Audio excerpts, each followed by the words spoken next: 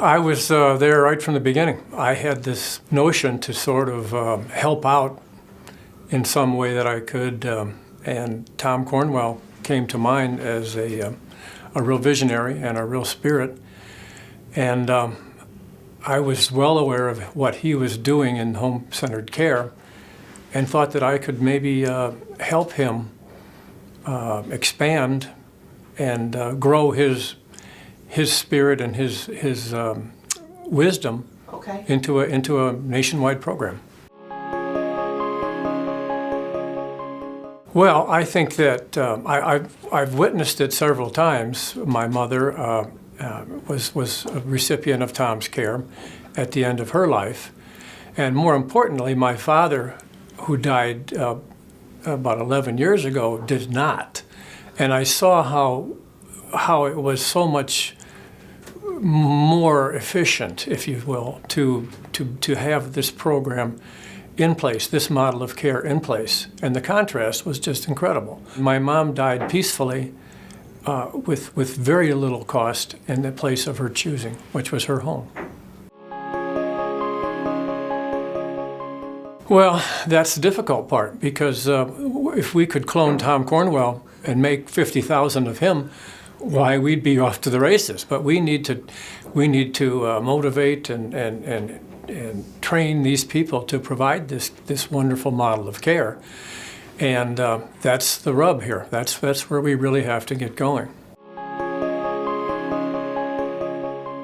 Boy, that's a good question. I think that there's a certain, just a certain spirit in them that says, you know, I can't just sit here at my desk or in my clinic. I have to go out there and observe and react and read the situation. I just got out of a little talk by Paul Chang, who said, you know, you have to watch, for instance, to see if there's a little tear in the carpet where they might trip, or you have to see if there's you know, some medications that are being applied wrong, or you have to watch and see if there's too much clutter, or, you know, little things like that. Just, you don't need new medication for your legs, you just need to raise them every now and then. And you, when you're in somebody's home, you can read this, and you have to react to it. Well, that's pretty easy. It's bottom line. It's bottom line effective, and you need to know this, Mr. CFO, Ms. CFO. Hey, this is very efficient. You're keeping people out of these hospitals, and you're avoiding unnecessary ER and admissions. And boy, in today's arena, that's very important. Well, I think that it's my gift to the generation, to our country, and to our various communities, and to this organization, and I want to see it. I want to see it expand and grow, and it's deep within my heart. I'm very passionate about this.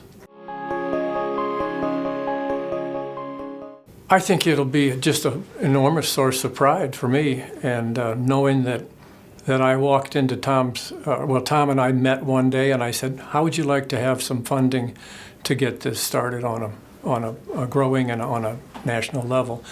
And I think it's going to be just an amazing sight 5 or 10 years from now when I see this all over the place.